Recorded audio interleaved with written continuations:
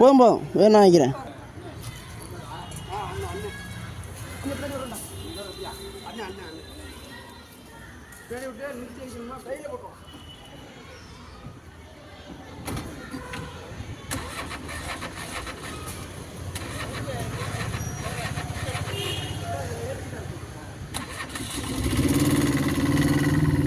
நாளைக்கு உங்க மரம்லாம் இப்படிதான் இறக்கணும். ஆமா, ஈஸியா இதை பண்ணிட்டாரு. அது கறிக்கு அந்த பக்கம் லட்சத்தோப்புல மணின்னு ஒருத்தர் இருப்பாரு. அவர் தான் வந்து எங்களுக்கு பண்ணுவார். கோயிலில் மரம் அவர் தான் வெட்டினது. இந்த கஜா புயலில் டிரான்ஸ்ஃபார்மர் கிட்ட அழகாக வெட்டிட்டார். இப்படியெல்லாம் ஏறல அவர் பரம்பரையாக மரம் ஏறுறவர் போல இருக்கு.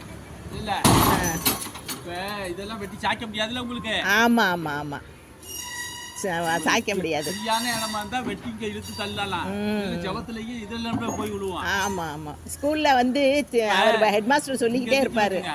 இப்படி இழுத்து அழிட்டு போயிட்டே. ஆமாம், இது கொஞ்சம் சிரமம் தான். அப்படி போய் நீங்கள் அந்த மரத்தை அது மாதிரி செய்ய முடியாது.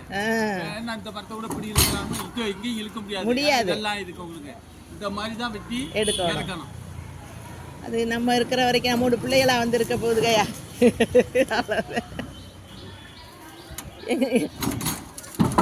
அப்புறம் வாங்குறவங்க பார்த்துக்குவாங்க.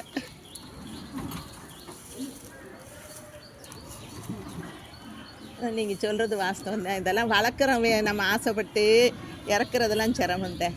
இந்த மாமரம் ஒன்று இங்கே இருந்துச்சு நறுக்கணும், அதை கொண்டு வரதுக்குள்ளே பெரும்பாடாக போச்சு.